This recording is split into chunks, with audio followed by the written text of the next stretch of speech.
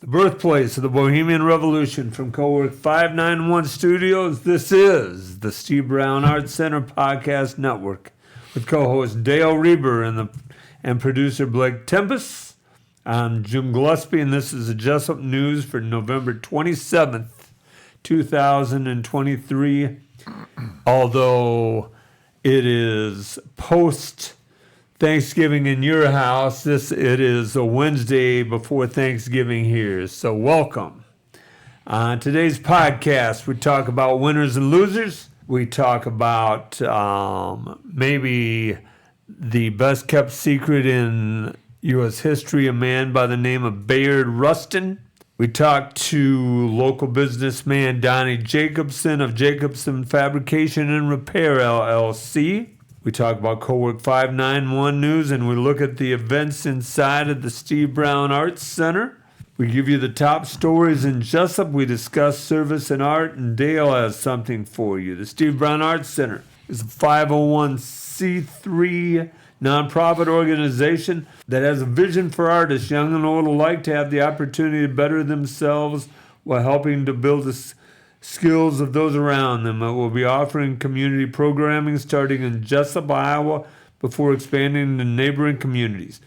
Programming includes a community speaker series that will showcases existing creatives who reside within the community, as well as a pop-up series that will spotlight and partner with local businessmen such as Donny and artists from the community and the area around it. The long-range vision is to house a rural artist residency program for professional and emerging artists in all areas of the arts and the humanities. Artists will be offered accommodation and studio space in exchange for a contribution of labor and maintenance of the buildings and grounds. Let's get going early, Mr. Rueber. All right, let's talk about winners and losers. Who do you have as a winner? I have Iowa as a winner. We are one of the top 10 states for computer science education, I saw in the paper the other day. And I thought, well, sometimes we slam our education system a lot, and sometimes we slam Iowa a lot. There's a lot of bad things happening that we need to work on. But I thought that was a positive thing about Iowa that I could put out. And so they're one of the top 10 states for computer science education. And I think a good example is this young man sitting off to our left. He knows a lot about computer science, and he's a Jesup High School grad, and he's an Iowa resident, and so he fits right in with this statement right here. So. That is a very good one. Thank you. My winner is Kirk Ferens, the Iowa head football coach. He won. They won the 9th game of the season this past weekend, beating. They defeated Illinois. Thank you, Illinois. Goodness. They have Nebraska this weekend, and that's what I'm all excited about. But that was his 9th win. But he also won the Big Ten West. His defensive coordinator is a semifinalist for the best defensive coordinator in the country, and he was able to celebrate with his son for winning the Big Ten West. Mm-hmm. So Farron has always been a class act in my mind. Yeah, I agree. Who is the loser for you, Dale? Well, it was Iowa. So Iowa is number 4. You'll never guess this. It's number 4 in the list of the top 5 worst states for porch pirates. Really? Porch pirates. Porch pirates, yeah. They're number 4 in the list. Yeah. And I guess I would not have thought that, because that most Iowans are honest people. So I was a little taken aback by that. I know that in the military, we were instructed about you keep your foot locker locked, you keep your wall locker locked, you keep your rifle locked. If you do not, and someone steals from you, you're as much to blame, because you maybe turned someone who wouldn't steal into a thief just by making things available. I know that there are a lot of, in my house, if you want to kick my door in, it wouldn't take much, even if it was locked. But if you just would turn the knob and it didn't open for you, you might just walk away rather than kick it in. And so locks help keep honest people honest, was their mantra. And so I know my neighbor gets lots of packages. and they sit out there, by their door, and I sweat over. I try to keep an eye, because it just bothers me that they're just there. They, as far as I know, they've never had one taken. And every now and then I will go over, if I can't stay anymore, and put it inside their door, because I know the doors, I'll put it inside the garage. So I don't know, it just bothered me a little bit that I don't think of Iowans that way as being people who would walk around and steal things from people's houses just because they can. So. Well, I about 2 months ago, I found Christmas every week. When I found Amazon, and I started ordering things from Amazon, and I will come home with a package on my doorstep, which never happened before. Rarely happened before. Probably never happened before, but it is, Iowa is a rural state, Dale, and because it's rural, somebody pulls into a driveway, sees a package sitting outside on a porch, and unfortunately, they walk up and grab it. Yeah. But there are many people, and I can't remember the news show, First Edition, where people just follow the UPS guy. Really? Yeah. Oh, wow. And why did they show the UPS guy, or one of them was going up to the porch, and the guy came up behind him and grabbed the package out of his hand and took off with it. Didn't even wait for him to leave it on the porch. And so there's a lot of this. I mean, it's billions of dollars worth of packages are stolen every year. Wow. And, so it's a major problem. Just a second. Guillermo, put it on the poll. Let's put it on the poll. Have you been affected by a porch pirate? Yeah. Put that on the poll. You mentioned Amazon. I was talking to a lady today and she said that she said most of the Amazon drivers that she comes to her business don't speak English. They're from Guatemala or Mexico or whatever, but she was talking to a man the other day, and he said they have to go, and he was Hispanic, but he spoke English, so she was talking with him. And Amazon, they have to go early in the day to wherever Amazon has and bid for routes every day, get the bid by offering to do it cheaper than someone else. And that's how Amazon does business. And then they just run them ragged as much as they can. So she's afraid Amazon is going to put everybody else out of business because it's so easy to buy from Amazon rather than go to a store or something. And in the long run, we'll end up regretting so much of the business in the country. So we're not real thrilled with Amazon. I'm thankful our area hasn't started with Uber. Uber would be good, especially a rural area for older people. But I'm thankful Uber hasn't started with, or our area hasn't started with Uber or that Uber food delivery service. I forget what it's called. It keeps other businesses going, I think. Yeah. Have you ever seen these YouTube things? I think his name is Mark Roper. My grandson has a whole bunch he was a NASA engineer. I don't know, he has his own YouTube. He makes it, he made a machine that would kick a football out of a stadium. Really? And just crazy stuff like that. But somebody stole something from his porch. So he engineered a package. And it's got 4 cameras in it, and it's got skunk spray, something smells worse than skunk, and it's got confetti. And so and he put some of these packages out all over the country, and people took them. And when they took them, it automatically started the cameras going. When they opened that up, the spray went off, and the confetti flew all over their car or their house or wherever they were. And this voice from Home Alone started, you dirty rat. And so just the funniest thing, but he was trying to discourage porch pirates, but it was just a booby-trapped package. It looked so real. That was something he did started one year because of that reason, because he got a package stolen. And I think that was back like in 2017, and he did it every year up until I think last year. Yeah, okay. As like a yearly thing. Yeah. He'd send them out to different people who applied into him. Yeah, so he does fantastic things. I mean, and I think he's living out making these YouTube things, and he has sponsors, and people can, and he has packages kids can order, like STEM packages where they have to things together and make them work and this sort of thing, engineer them, and so. But just look like he has the most fun of anybody doing this stuff. So I don't, and we need to go on, but I don't know if Blake remembers this, but I used to tell my classes, especially toward the end before I retired, this camera is everywhere now. yeah. It is, I mean, people at their houses have Sure. cameras, Yeah. just like you were talking about. Yeah. It's hard to get away with that Yeah. anymore. No, wait, I have a granddaughter, and she sleeps in a special bed, and this was a few years ago now, but we were staying with her overnight, and we put her in bed, and you zip her in, it's got a screen like in this sort of thing. And during the night, my wife thought she heard Gracie, and so she went in there, fluffed up her pillow or whatever, and this sort of thing.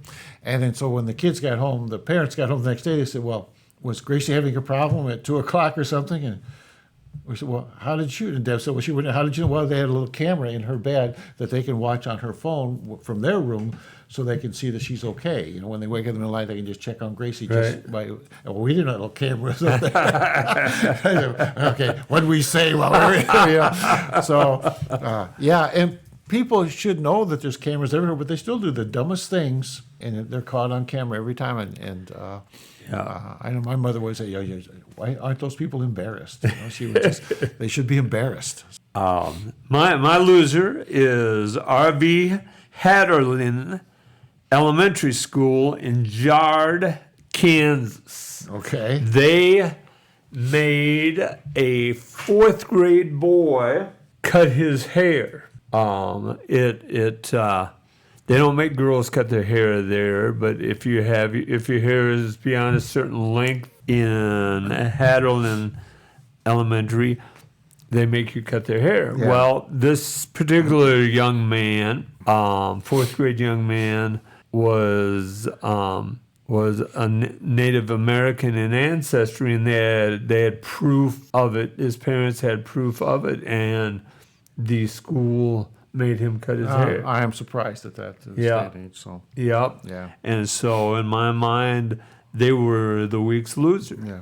I was at Crystal Wright's, Alan and Joyce Wright's daughter. I was at her funeral yesterday, and her husband did a eulogy, which is not done too often, but he just did a wonderful job. But he was talking about, he met Crystal in college, and he said he had long college hair and beard and this sort of thing, and was your typical college kid at that time. And first time he went to meet Alan and Joyce Wright, she said, Alan took Crystal aside and said, where in the hell did you get this guy? And ended up being married for 30-some years, So Jean told that story, and that's an example of just a wonderful young, I guess she's 66 when she died, but such a wonderful girl, came from Jesup, was a special ed teacher, and just dearly loved helping kids. And so he's a wonderful funeral, but several people spoke, and they all did just an excellent job. And I'm sure Crystal would have been very happy the way it all turned out. So my sympathy to the Wright family. Craig, is on city council, and her parents still live in Jesup too, and to Jean. So no, thank you. Thank you for mentioning that, Dale. And my sympathy goes out to Alan and Joyce as well. It is. Sometimes life's not very fair. yeah. All right. Well, Dale, have you ever heard of Bayard Rustin? No, I have not. There is a movie on Netflix right now called Rustin. It's his life story. Rustin is sort of having a renaissance of sorts. Rustin was, as a young man, he fought for many causes, including racial equality and workers' rights. Later in his life, he also advocated for gay rights. One of Rustin's most notable contributions to the African American civil rights movement was his planning, and here's where he deserves incredible notoriety. He planned the 1963 March on Washington for Jobs and Freedom. Okay. Where 100,000 people and Martin Luther King Jr. He was the architect of that rally. Okay. And because of his sexual preference, he did not get the notoriety that guys like Andrew Young and Jesse Jackson. Oh, okay. They kind of kept that out of it. Yeah, Okay. Matter of fact, well, let me go on and tell you a Yeah, little go bit ahead. about him. Criticism and discrimination over his sexuality led Rustin to have a more background role in the civil rights movement. He never wanted his sexuality to have a negative effect on the movement, which is often the reason that Rustin's efforts are not widely known. He was a very religious man, actually a very unique religious man. Bayard was born 1912 in Pennsylvania and raised by Quaker grandparents. Quakers are a group of Christians who believe deeply in peace and justice and nonviolent methods to work for peace and equality for all people. Bayard gave credit to his faith for his lifelong work. And when you mention nonviolent protesters, you think of people like Thoreau and Tolstoy, Gandhi, and Martin Luther King Jr. And a lot of people claim that Bayard Rustin should be mentioned in that same sentence as those four men, because of his fight for nonviolence protest. A couple of his famous quotes are, "We are all one, and if we don't know it, we will learn it the hard way." Yeah.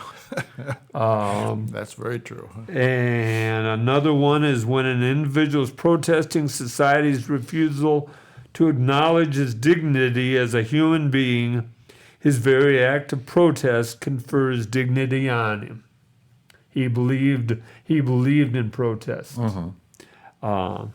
Some challenges he had. In 1953, Rustin's homosexuality became a public problem after he was found having sex in a parked car with two men in Pasadena.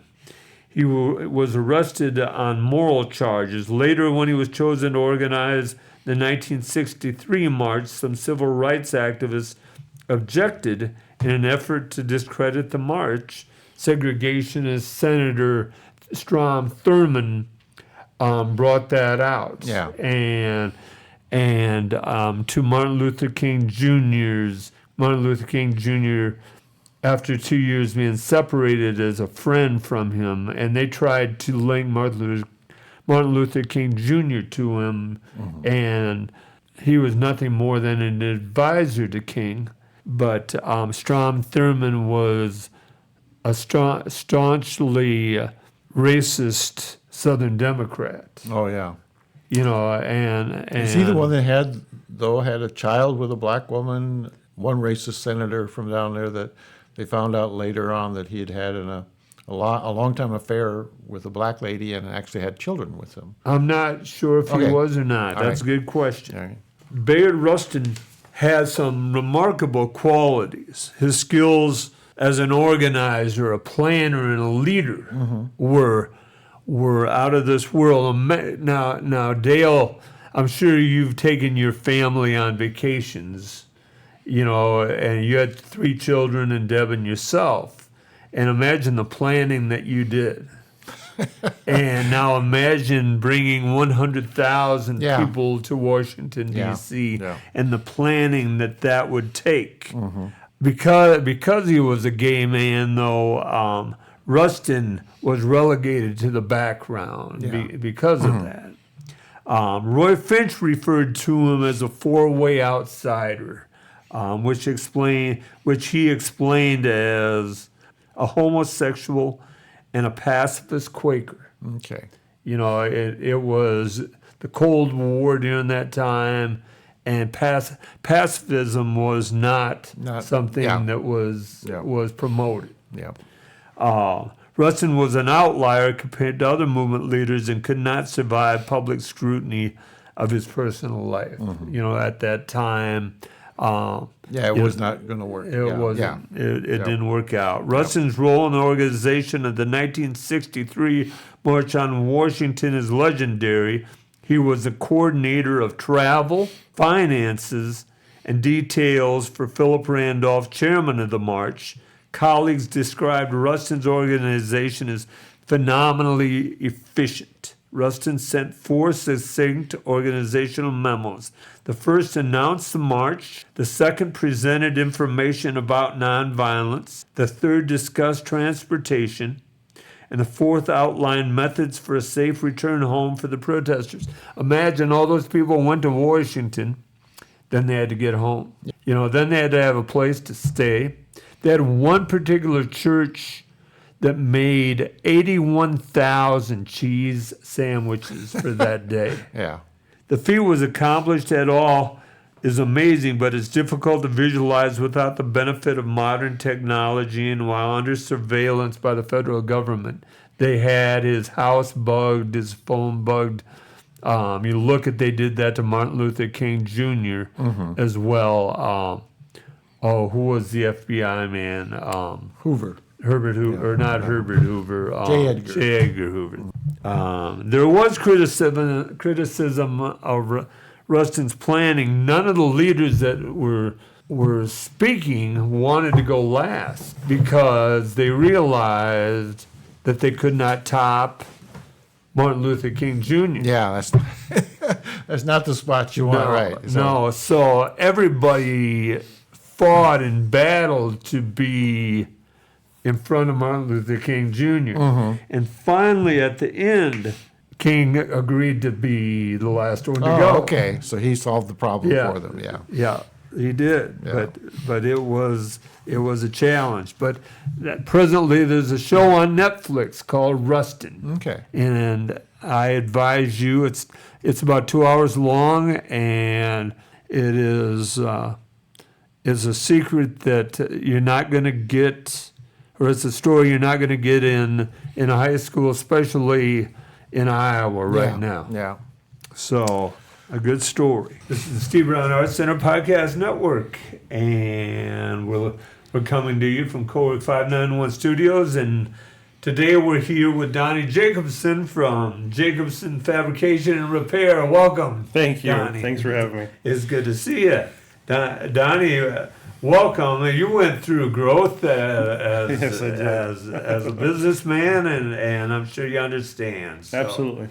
So thank you for being here. Donny, tell us about growing up in the Littleton area and the Jesup area and everything. Sure. Yeah, I grew up in Littleton. My parents still live there in the same house I grew up in, and my grandparents lived just kitty corner from us, and my nephew lives there now.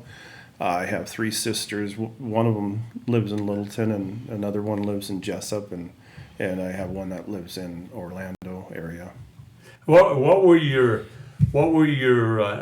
your parents' names and your grandparents' names? My parents' names Don and Marcia Jacobsen, and my grandparents were Cecil and Clara Jacobsen.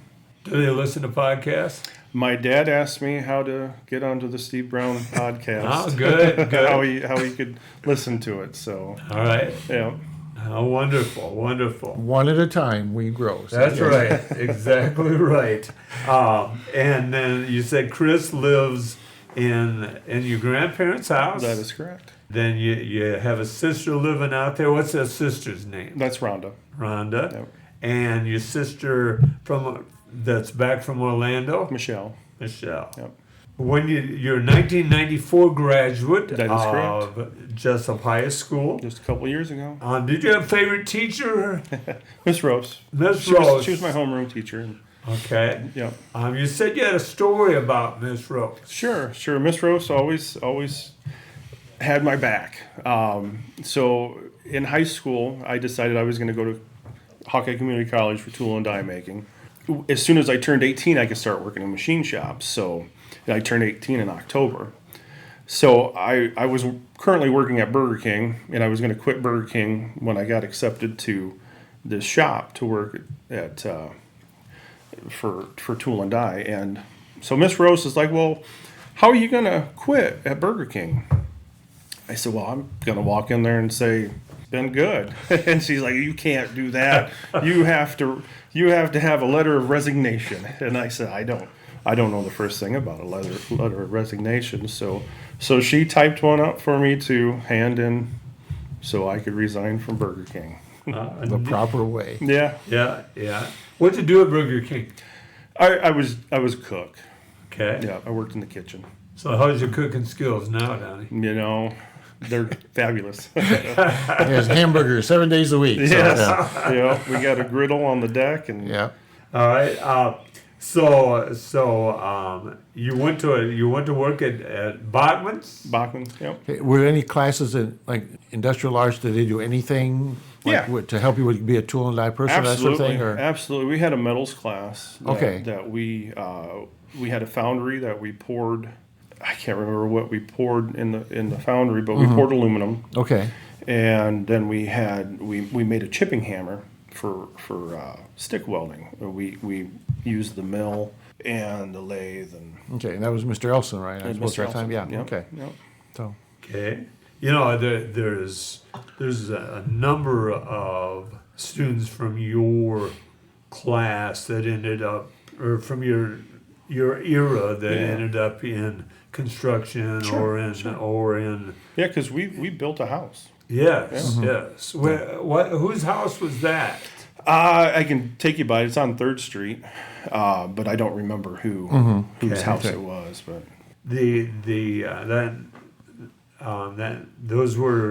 Those were the times when Mr. Elson was building homes. Yeah. In his class. Yeah. Actually, One you a- guys were one a year. building, Yeah. building homes. But so how long did you work at Bachman? Oh, I worked at Bachman's from I'd say 2 years, and I quit Bachman's and I went over to GMT, and I only worked at GMT. That was the last 6 months I was in school, so I was working at the machine shops and going to Hawkeye for tool and die making. okay. And when you graduated from Hawkeye, then what'd you do? I negotiated with GMT. I wanted to get an apprenticeship, and they had people with more seniority than me in line to get into their apprenticeship. So they had a foresight of needing journeyman tool makers, and so you'd have to get in line, and I wasn't patient enough for that. So I went down to the southwest side of Cedar Rapids to a place called MSI Mold Builders and got into apprenticeship there for plastic injection mold making. Yeah, I jump back to Hawkeye. Yeah. Do you do any liberal arts kind of? You have any courses besides Yep. just your major Yep. courses, or what kind of things you have to do? We had human relations, we had speech, we had a few other classes. Okay. I can't remember. It's a But while those would ago. be handy for someone that wanted to do their own business, really. Absolutely, Those kind of- absolutely. Yeah. Okay. We had math class. I tested out of the basic math class, but then as far as for tool and die making, you had to take trigonometry. So. I suppose. Trig. Yeah. Oh my gosh, Trig. There's a lot. I don't they call them the trades where there's a lot of math involved in being an electrician or a Yeah. plumber or Yep. anything. I've learned recently there's Yep. quite a bit of math. There's a lot of math in mold making too, because liquid plastic will flash out of the mold with a certain gap. Everything has a thickness, so Okay. So when it's liquid, it'll, if you don't have the mold closed all the way, it'll just run out of the mold. So you have to figure out how far open that mold is and the tapers and how much you have to machine off the tapers to get the mold closed all the way. So you have to. Well, I'm glad you can do that. Yeah. It's been a while since I've done that. So. Did you understand any of that? I understood, but I don't understand trigonometry. Yeah, I would say when someone says trigonometry, my brain just goes click. It just shuts right off. In high school, I did it, and then here too. So I'll tell a secret here on local celebrity Larry Baldwin. One summer, Larry and I were taking classes at UNI, and Larry was taking trigonometry, and I was taking a social studies class. I think it was juvenile delinquency. I wasn't a good enough juvenile delinquent. I had to get better. Get better, Yeah, and it was it was a month-long class, so we would ride over together. And Baldwin always drove reading the paper, and I always found great humor in that. But then coming home, he would swear every day, and Baldwin never swears, but he would swear every day about trigonometry. Yeah. He just hated it. He said, "I'm a math teacher, and I'll never teach trigonometry." Yeah. But by the end, he was pretty handy at it. But it was a battle for him. Yeah.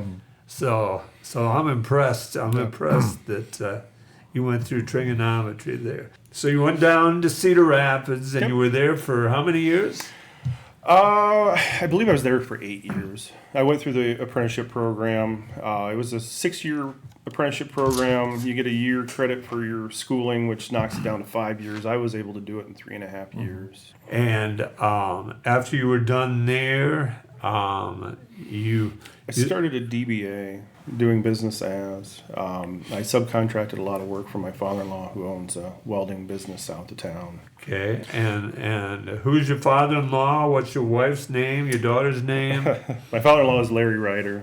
My wife is Jennifer Ryder Jacobsen. She doesn't hyphenate it, but it's. And my daughter is Brianna Jacobsen. Okay. She's a freshman at Jesup. What do you think? Does she listen to podcasts? Will she listen to Dad on this I don't podcast know. or not? I'm not for sure. Yeah. I hope she does. So then tell us how you started your business, Jacobsen Fabrication Repair. Sure. I got contracted a job that I had to make plastic bushings, and I had an old South Bend lathe that I made them by hand, 150 at a time. They'd order them. They were making these semis. They'd order them every couple months. So I saved out profits from that to buy my first CNC machine, and then that allowed me to do that job quicker, and I saved profits from that to buy another CNC machine, a different style machine. That would give me other, so then I had those two, and then basically just kept going up the ladder from there. And you've basically run your own factory without. Have you ever had employees in your local factory or? I subcontract people. I do subcontract. It helps me process more efficiently. Did you have a lot of difficulty establishing a business, like small business loans, and get the government involved in that sort of thing? I did not get any small business loans or any assistance in any of that or bank loans or anything. No. Okay, so you made them able to finance it all yourself I and was. just get started. I Okay. started very slow. Yeah. There were times when I would walk to the mailbox hoping that somebody had paid so I could buy Yeah. materials for the next job. Yeah. And that's Yeah. no lie. No, we've all done that. Yeah. At least I have. Many times. Yeah. Oh, Elementary teacher talking about spending the kids would give you money. They would buy in the book club, and you would send a check in to the book company, but you would spend that money that the kids would give you because that was all you had till payday. So, yeah. I was speaking somewhere. I talked about gratitude in Mrs. Smith's class at the high school last week, and I talked about my first year of teaching. I was substitute teacher and coached 3 sports. By the end of the month, I was eating a lot of popcorn and a lot of pancakes.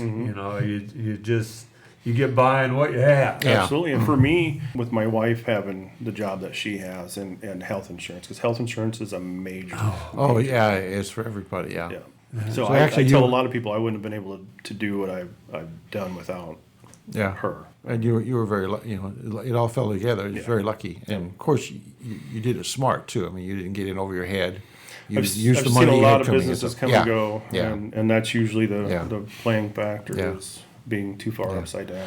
Now, tool and die makers, like when you get out of Hawkeye and you get a job someplace for a company, is that would you call that a fairly good paying Yeah. kind of work to do? Yeah, like, it's a- like apprentice plumbers make real well and electricians. Absolutely. Okay, It's a so very well paid. yeah, because I know they're encouraging more and more kids to get into the Absolutely. trades. And Absolutely.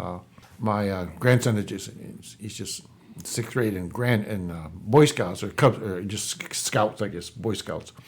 But they had a meeting at a Plumbers and Pipe Fitters Union, have a hall in Des Moines, Sure. and they invited these kids to come in and they showed them how to weld and how to do different, and they all got to weld something. And Oh, that's neat. yeah, and they are very interested in acquiring people to work in their trade. They want to train them, and Absolutely. There's- because they're trying to keep their profession going, Absolutely. and there's a big need for them. There and is. so, I yeah. have a friend out in South Dakota, Sioux City area, and he is the head of the shop out there for it's one of my customers, but they also have a machine shop, Empirical Foods, and they have actually recently made a promotional video trying to lure kids into, and they're willing to train them and paid training and all that. Yeah. Right. Well, I was looking for this place to take him for the day, and I thought it'd be hard to find. I had my little GPS thing going in the yard. They had two, like, I don't know, maybe 30 feet long, big pipe wrenches crossed Oh, like that in the yard. I said, well, there it is. There it is. It was real easy to find. So, Absolutely. yeah. So, Donny, who are some of your clients? Empirical Foods, as I mentioned. There's a place called Devron. They do soil sampling. I've made parts for them that have shipped all over to Canada and a number of states around Iowa, not just Iowa. And I do work for Hy-Vee. I do work for John Deere's indirectly. I don't directly deal with Deere's, Right. But indirectly, I've made parts for them. Yeah. And I make parts for transportation for Freightliner. They used to put together these glider kits where they would order a semi chassis and then they'd put a remanufactured engine in them.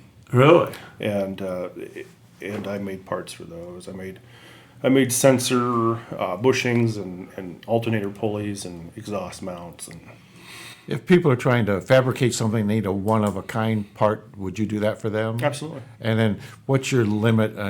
Like if somebody wanted 15,000 of something, could you do that, or is that too big? I would turn 15,000 away. Okay. I don't have the attention span for that. Okay. I would, yeah. So what would be a number you'd be comfortable with if they wanted some little bracket or something? Yeah, I do parts. I was working on a piece last night that is an order of 100. That's what they're pretty, like, yeah. yeah. So That's enough. Huh? yeah, that's enough. Yeah. It's like what's that over there? You know, I'm done with this over Yeah. here. Isn't it wonderful to be your own boss? It Donny? is, yes. But every customer is technically my boss. So Right. Is there a lot of back and forth? Like you make like somebody wanted a part and you make it and you send it and they change the specs and want it made again and that sort of thing. Has that ever happened to you? that or- happens frequently. Yes. Empirical Foods is a technology-driven company, and they are constantly developing processes and different ways to do things. Yeah. So I do a lot of prototype stuff for them, and there also is where I might happen to make a mistake, and I send it to them, and they find it, and then they send me an email saying this is non-conforming. Yeah. What's your shipping account so we can send it back to you on your Yeah. dime? So try not to make mistakes. Yeah. Yeah. What is the travel for your business? How often do you travel for your business, Donny? Not very often. No, I've kind of gotten away from the mobile thing. I've got enough work in the house that I try to stay diversified. Do a little bit of everything, so I never have a slow time. But it's getting to the point where I can pick and choose. Oh, what I how wanna do. wonderful. Yeah. So the traveling, I will drop things off and pick things up. But Right. as far as mobile service work, I prefer not to do that. What keeps you from expanding, Donny? Oh, the fear of going in debt is really what it is. Yeah. No, because you got to think about, you got to have a return of investment on things. You got to look at it like, okay, so I put this building up for $500,000, and how many hours a week do I have to work just to pay for that building? Yeah. And is it worth it? I went like Quick Star in town. Well, they did it all over the country. I've seen it where they came in and they tore up the parking lot and poured cement, and made the parking lot bigger. And I think, okay, that's a lot of money they put in just for the parking lot, and how many hot dogs or gallons of gas do they have to Exactly. sell to make that pay off? And Exactly. to me, I thought it was a bit much, but maybe to be competitive, they have to do that. But I always wonder, like Casey's went all over and they changed all the signs. All the signs, yes. So the Casey's looked a little different. Okay, how do you get money back to pay for that? Will that bring in more business? And I couldn't see how it would. And so that's probably why I'm not in business. Right. But I always wonder about those kind of things, about the payback. How does this investment get you more money? Right, And so, right. Well, you're talking about brick and mortar as well here, but think about you expand and you got to hire people. Right. You're not going to build a building, leave the building empty. Right, exactly. You got to have people working in You there. do, yeah, and that's a whole other But I think, stress. it's really great. If you're happy, you like doing the work yourself, and yeah. you're making a living, I think that's great. Yeah, And it's yeah. a very comfortable way to live, rather than being stressed all the time, thinking you got all these people that are dependent on you, and you got to get more business in and that kind of thing. Exactly. So, yeah. But so. you always have to have future goals and things Well, to that's strive true for. too. Yeah. Yeah. So, Yeah. and that's what I try to set goals Mm-hmm. and like I said, things to strive for, and I ponder things like I'm that. sure. Where, Yeah, you would have to. You know, at what point in your life do you remember setting goals, Donnie? I mean, that's such a neat lesson. Yeah.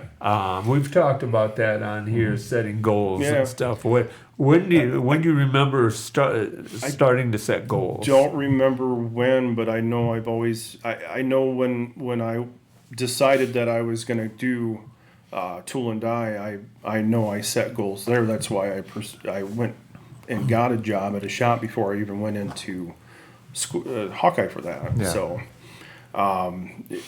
I always have to have goals. Are things changing in your business where you have to keep on top of new developments? Are they making new kinds of machines or more computers or that sort of thing? Or? They're making the machines easier to operate. I don't necessarily need that. Okay. They're putting added safety features on them and easier to operate. Basically, the machines will almost set themselves up. Yeah. Now. So you don't need a lot of continued education or that sort of thing? You do. Do you need some? You still do. Okay. Yeah. You have to know what you're doing. And do you have a license of some kind or a, I got a journeyman's card. okay. Yeah. I got that in my apprenticeship. Okay. You don't necessarily need one. Okay. I Yeah. don't know. So, what would you say, Donnie, is the biggest challenge in the business that you are in? Capital. Capital. You know, Okay. it's technology. You have to have computers. You have to have computer software. You have to have obviously the machines, the tooling that goes in the machines, and there's tool holders, and there's actually the tooling, fixturing, and all kinds of things that you got to have the money for it. And who's your go-to for computer technology, Donnie? Do you do that on your own, or do you have an advisor for that? No, I do basically everything but the book. Wow. Yeah. And your wife does the book My work. wife does the book work. Yes. Okay. What is the greatest part about the business that you're in, Donnie? I just love working with metal. You know, that's the greatest part for me. I what I do during the day is kind of like my hobby too. So it's all in one. So it's great. Yeah. You know, they say if you love what you do, you never work a day in your life, and I totally agree with that. Yeah. That's great. Where did you find that love? I mean, where did that love start, Donnie? I grew up. My dad had our garage was a shop. They worked on cars and stuff, and I just had a knack for it, I guess. I liked the welder, and Yeah. and then I took all the classes I could in school for the hands-on things, and you know we had woodworking in high school and metalworking and residential construction where we built a house, and we had a car care class that was supposed to be teaching people how to change a tire or whatever, but we all went.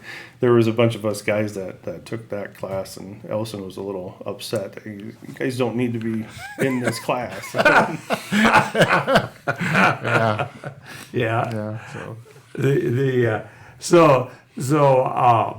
Donnie, we've got to tell our audience you've done a sign for the Steve Brown Arts Center, Yeah. and there will be a picture of it on this week's podcast on YouTube. And where else can our listeners find that, Blake? On any of the Steve Brown Arts Center social media. There you I'll are. remind you about that. Thank you. On any of the Steve Brown Arts Center social media.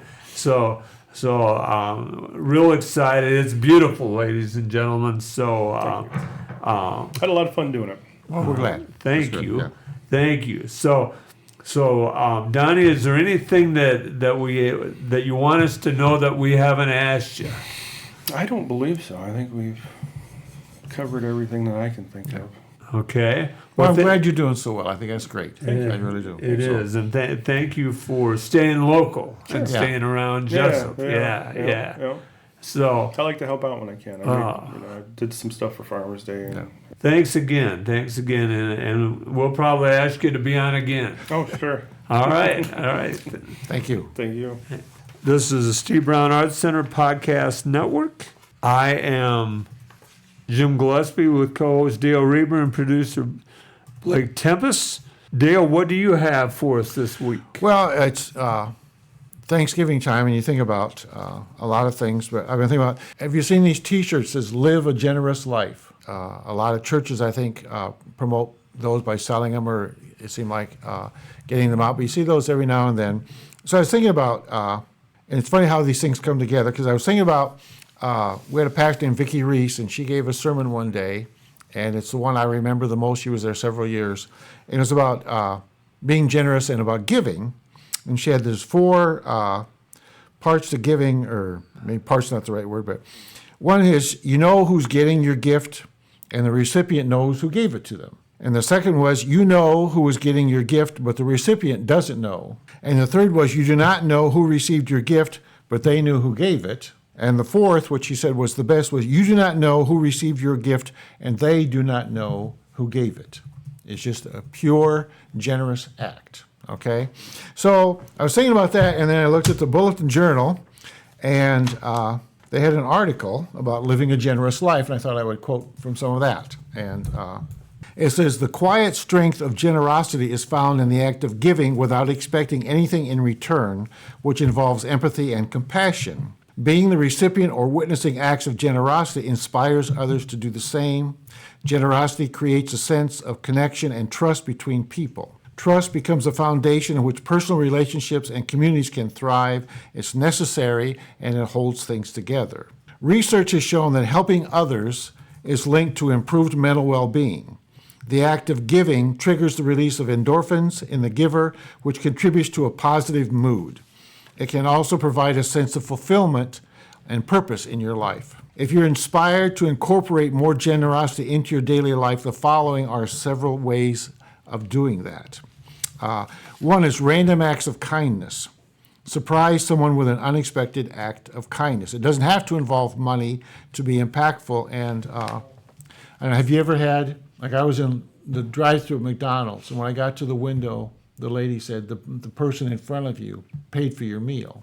Have you ever had that happen? Yes. Yes, and it's just one of those little things that comes out of the blue, and it has inspired me to pass that on a few times after that, where I had an opportunity to do that. So volunteerism is another thing you can do to feel generous, is offer your time and gifts to causes that mean something to you. And that's like you with the Steve Brown Arts Center, where you just kind of got it established and started working for the board and volunteer a lot of your time. Same with this young man over here. Philanthropy, contribute to a local or global charitable organization or causes that are aligned with your values. And one that I have recently started supporting, and probably should, is a group called Doctors Without Borders, which has won a Nobel Prize for their work. And you can almost be 100% assured that the money you give them will be spent in a way you would want it spent. Mm-hmm. And they have lost some of their people in Gaza, I have heard, who are working in hospitals there trying to treat people. Sharing knowledge. Share your expertise to help others grow. And one of my goals is, you see, fewer and fewer fishermen, and so I try, over the years, I've worked with a lot of kids and taken them fishing, taught them how to fish, and then taken them fishing where they actually have success and catch fish and are enthusiastic about fishing. And then it's nice when they call you later on and ask if you'll take them fishing again, or ask if they can borrow equipment, it's if they're in your face. It's nice. It's a given when it's their birthday or Christmas. You know just what kind of stuff to buy them. You don't have to worry about what they need. So sharing knowledge and listening. And sometimes this is all we can do, but never underestimate the power of it. According to a book called, it's A Dog Named Beautiful, a Marine, a Dog, and a Long Road Trip Home, written by Rob Kugler, a U.S. Marine, tells the story of returning from war after serving his country, and with his service dog Bella by his side, he recounts the ups and downs of learning how to live again. And it's quotes, "We only just met this man and his daughter, and already he knows what lies deep below my surface. He tells me he served in the Navy decades ago, and we talk some more about life's path and the obstacles along the way. I realize he's not sad for me, which I appreciate. He's speaking because he knows what I've been through, and although I don't know his story, it's evident he's seen loss in his life too. As I leave this man and his daughter, it dawns on me that I feel seen and understood." So this is the power of generosity, and don't underestimate its ability to help heal the world. Okay, so those two things, the pastor's thing, this thing from the Bulletin Journal, which was written by Michelle Toll Burke. It was in November 18th, 2023. So those, and then a third thing then pops up is that I get a message. This is for all of you in Jesup. The Giving Spirit is a group in Jesup, and it serves kids in the Jesup School District who are on free and reduced lunch. And this year they have 39 families and 89 students. And what they do is these kids have their wishes, and they put tags on Christmas trees. They are at the bank, both banks, and Living Chiropractic. And so you can go and take a tag and do the shopping for this gift, for the gifts these kids have put down, and whatever part of it you want to do. And then you need to, if you do that, you need to bring those gifts back then, unwrapped, to Bank, Iowa by December 5th. And so this is something these people have been doing, and I won't say their name because that goes away from my, Right. but they have been doing this for many, many years, and giving out lots of gifts for Christmas to kids that would not get hardly anything at all. And so they also need financial donations and wrapping paper also. Okay. And that can be dropped off at Bank, Iowa. And for years, they would have this big wrapping party and wrap all these presents and this sort of thing. And now they have a thing where when the parents pick up the gifts, they give them the wrapping paper. And so sometimes they and their family can have that Christmas about wrapping their presents themselves. And so I cool. thought that was a good thing, too. Yeah. So anyway, that's the Giving Spirit. It's a group of people in Jesup, been doing this for a lot of years. Christmas presents to kids in the Jesup area who need them. These tags that tell what they need is at the Living Chiropractic in both banks here in town, and you get that tag and you do the shopping, and then bring in the presents to the banker to Bank, Iowa. The tags are at Living Chiropractic in both banks, and if you don't like shopping, which I'm sure we don't do it, they will take financial donations, and or if you have extra rolls of wrapping paper. My wife and I have done this several times, but it's interesting as time goes on, you get these tags, you look at some of these things the kids have written down, and you think, I don't even know what that is, It's not a Lego, and so you have to ask the young clerk at the store, can you tell me what this, oh yeah, it's right over here.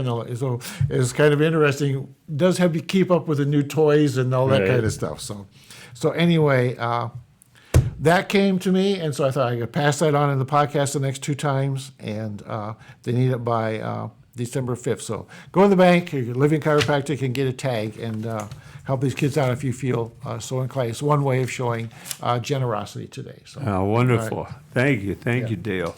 This is Steve Brown Arts Center Podcast Network, and we are coming to you from beautiful downtown Jesup at Co-work 591 Studios. From White Funeral Home in Jesup, Iowa, we have one obituary.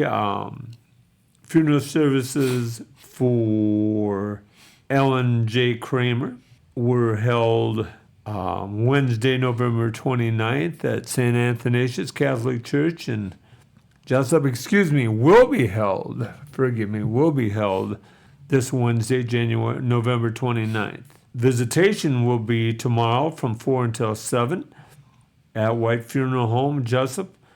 And there will be a Catholic Daughters Rosary set at 4:30 p.m. and a parish vigil at 6:30 p.m.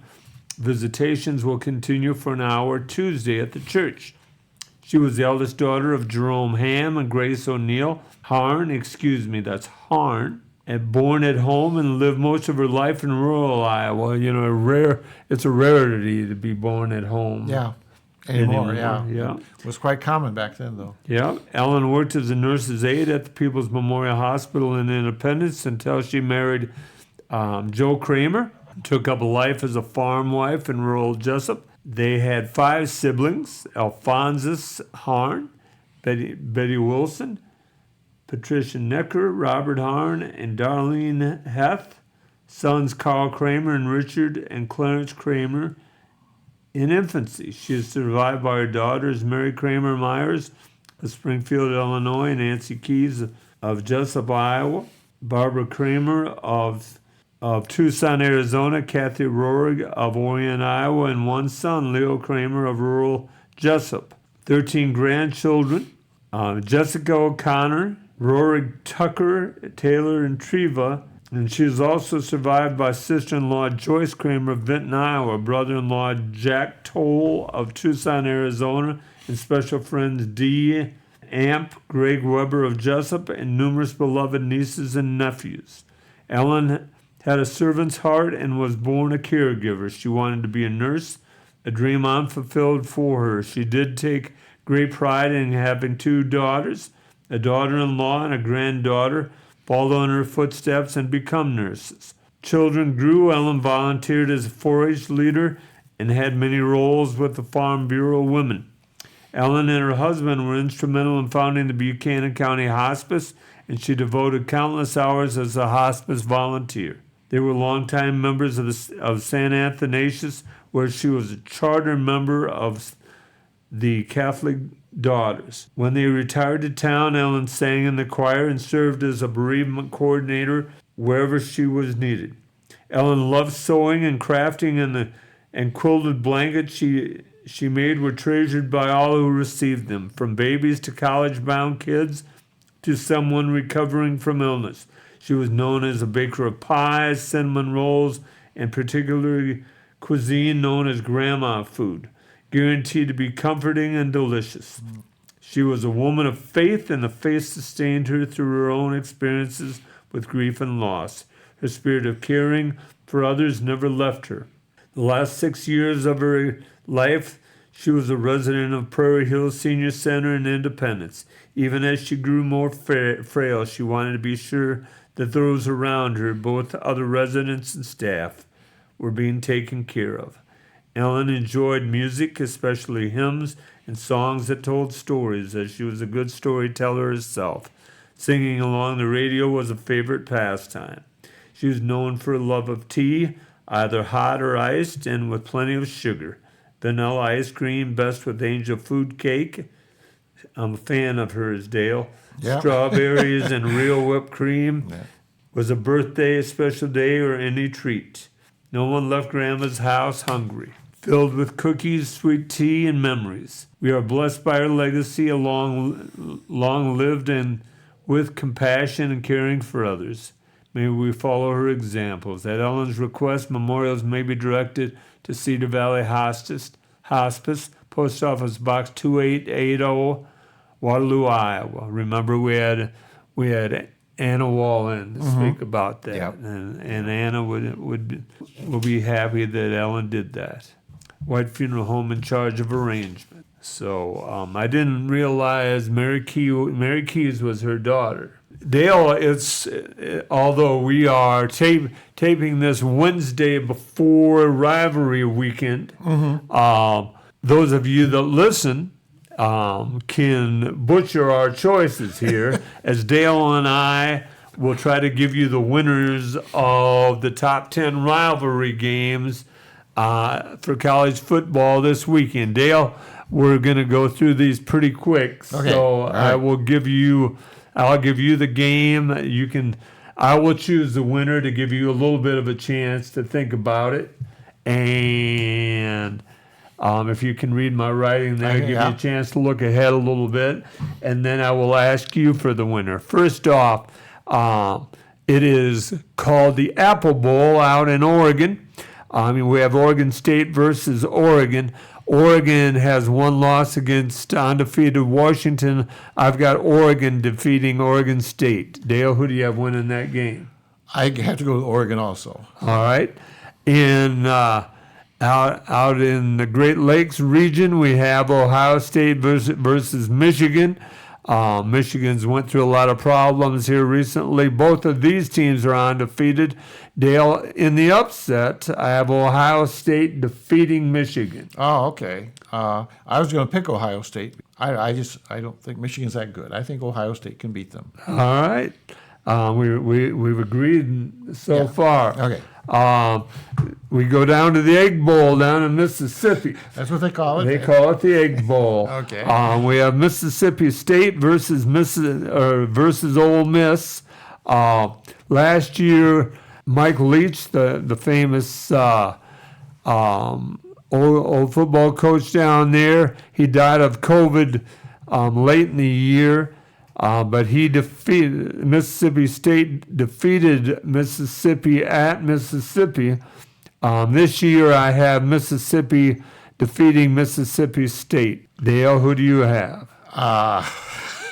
Well, I'll take Mississippi State just so there's a contest. Okay? All right, all Put a right. circle around that. You got a pen or something? Or I put a do. circle around that so you know we disagree on that one. All right. Okay. In Arizona, we have Arizona versus Arizona State.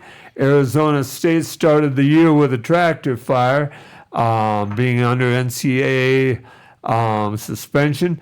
But they've rallied. Arizona has had a surprising season. They're bowl eligible for the first time in a long time.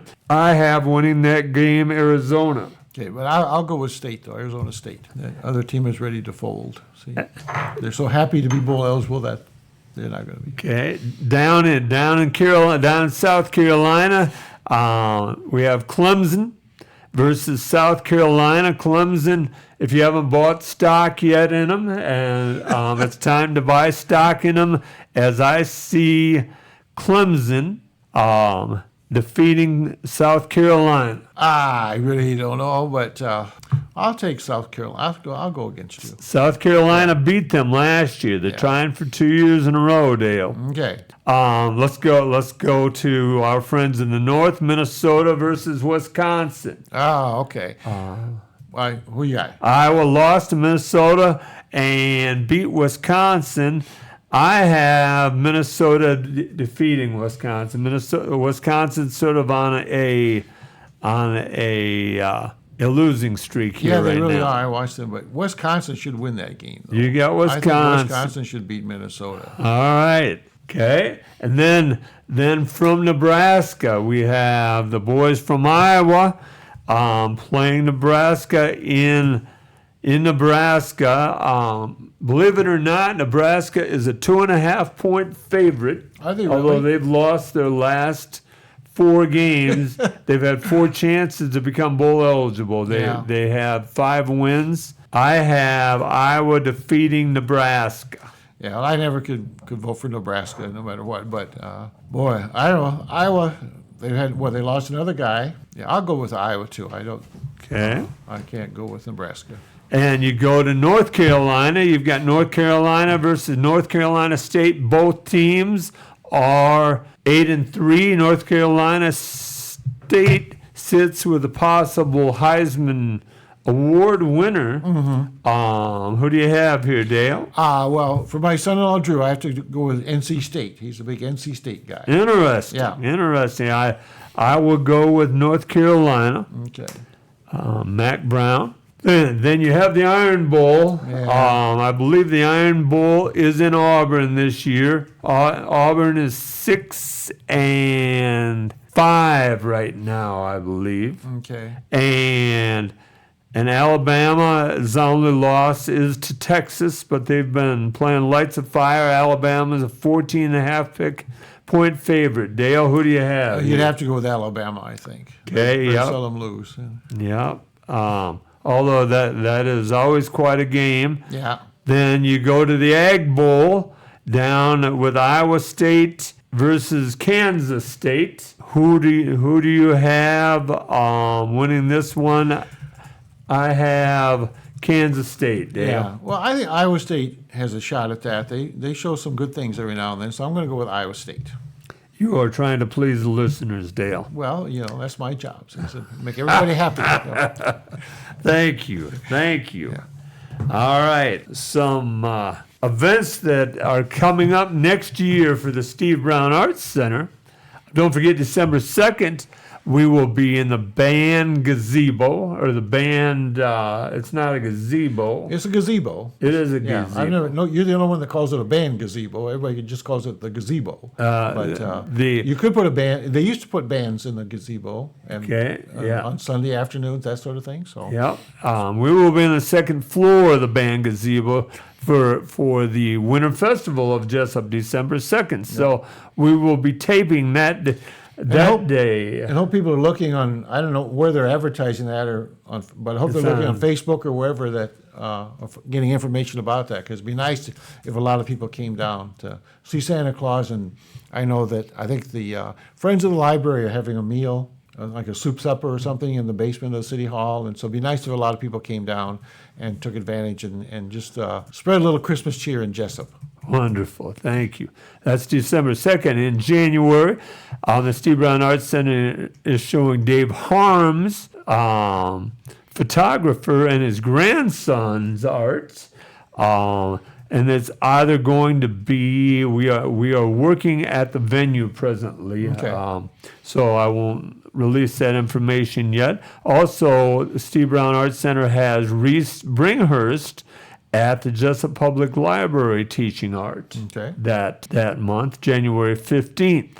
In February, the Steve Brown Arts Center will have some artists at the Fireman's Pancake Breakfast, February 2nd. And we are also showing Kenny Mielhauer's work at Winding Creek Meadow on February 17th. It's a Saturday from 2 until 4. I've seen some of his pieces. They're very good. It is. Yeah. It is. Yeah. We showed Mort Donnelly in September, and I had spoke with Kenny that during Mort's showing and told him that we wanted to do a showing in February. It works real well, and Winding Creek has been very kind. Sharon Van Dyke is working with us to set up that showing. Okay, that's very good. In March, we are going to finance a band at a local establishment for St. Patrick's Eve on March 16th. Okay. Dale, you and Deb get your dancing shoes on. And to have that green beer that night. There you go. Also Reese Bringhurst will be at the Jesup Public Library that month, March 18th. And April 14th, we will have an artist at the Littleton Chatham Historical Society Pancake Breakfast. Reese Bringhurst will be at the Jesup Public Library April 15th. In May on the 24th, we are sponsoring a Welcome Summer, as we will have a musical group, an artist or two, and a couple food trucks at the Tourism Center in Independence. That is the old railroad depot out there. Yeah. So that's May 24th. And then we're also working at sponsoring flowers and plants in downtown Jesup. More of that to come. Okay, because those gentlemen from that organization said we needed some more planters and that sort of thing on the street. So that's a good idea. It is. Yeah. It is. So we have been in negotiations for about 16 pots for that. Okay. And June at Farmers Day, you're going to have an activity at Farmers Day again? Yes, or? and then June and 20th. Farmers Day, June 20th through the 22nd. Yep. It's Farmers Day this year. Remember, it's a different time. We're going to have a Jenga challenge. All right. With adult-sized Jenga, and that is going to be a fundraiser. But I have And- hard hats, too. For the people. we will have a hard hat or two, and then we are also going to raffle a knife made by a local artist, Oh, okay. a Native American type of knife Okay. made by artist Tommy Teeter. Okay. That is in June and July. Last Saturday of July, July 27th, is Littleton Watermelon Day. There is many things that planned for that. A little early to tell you about that yet. In August, We're going to have a back-to-school event at the Tourism Center in Independence at the railroad station. Again, we'll have music and art and food. Got to have the food. Oh, yeah. In September, we plan on having local artists. I'm in negotiations with Kelly here at Cowork 591. We want to have a moving artist of some type, perhaps at Cowork 591 here. In October, as fall comes on, there is a art show in northern Iowa where you can travel to like 20 some artists. It is my intention to set up a tour of that somehow, and perhaps through Brock at school, perhaps at the Independent Senior Center, to get people to those artists. Okay. Like a van kind of thing? Yeah, a maybe, van whatever. or a bus, Yeah, something like that. that would be kind of neat. Yes. I'm sorry, Western That, Iowa? that is in October. In Western Iowa? In northern Iowa, Up- okay. Okay. there's many artists between Starmont up to Decorah. Okay. There's like 22 artists. Wow, okay. And that wouldn't be a terrible drive either for miles. No, so, okay. you could not get to all 22. We would probably try to get to 6 to 10 of them for the day. Okay. And the 10 would be hard. But, Oh, yeah. Okay. but that is October. In November, the Littleton Chatham Historical Society has its chili supper, and we will have an event tied there. And then December, back to the Winter Fest. And the You've year been goes busy. by. You have been busy. It is. This past week, I went to the Alcator Art Co-op, spent the day there. They learned a lot there. They have 20 artists. They take turns. You must volunteer at that co-op 12 days a year. And then you get to show your art there. Oh, okay. They have art shows for you. It's incredible. Yeah. And then I went down to DKW Galleries in Marion on last Saturday, and visited them and talked about the business side of things. And Mark, although Mark was having a show for 4 artists, Mark took an hour and sat down with me, showed them how they raise funds, showed me their gallery, I got to meet those 4 artists, showed me their education center. Yeah. And so he gave me several ideas there. I went to Barb Prall's house. Barb is working on a piece for me and a piece and prints for the tourism. And then on Sunday, I was invited up to hear Claire Doyle sing at Volga City Opera Hall, at the Volga City Opera Hall. I have been in there. And they've done a special thing with that. Yeah. And Claire Doyle is out of Minneapolis. She sings stuff by Merle Hager, Hank Williams Jr. or Hank Williams Sr., Tammy Wynette. Just a great music. I was disappointed with the crowd because the musician she had performed the night before in Alcator at a bar, and then she turned around and performed at 1 o'clock for the lunch crowd at the Volga City Opera Hall. That's my goal this winter, Dale, is to meet at least one artist a week to go, if not go to a gallery a week. But I'm spending more money than is coming in right now, Dale. So that brings us to, if you'd like to donate to the Steve Brown Arts Center and have an idea for an event, go to the SteveBrownArtsCenter.org and follow the link. If you have news or would like to sponsor us, email us at jim@stevebrownartscenter.org or call us at 319-290-0241 and leave a message. Don't be afraid to make fun of Dale and my pick for the for the rivalry games, although I'm sure I picked more than Dale, but Well, we'll see. You know, don't be But, counting things until they actually come in. So. Give me reason to watch the scores more this weekend. there you go. There you go. I'm Jim Gillespie, and thanks to co-host Dale Rueber as always. He makes the show so much better. Our producer Blake Tempus does just a remarkable job, and thank you, Blake, so much. Thanks to Kelly Seahaas at Cowork 591 Studios. She's so flexible at getting us into the studio. Thanks to the audience for bringing these stray dogs into your day. Remember, each day is about little victories.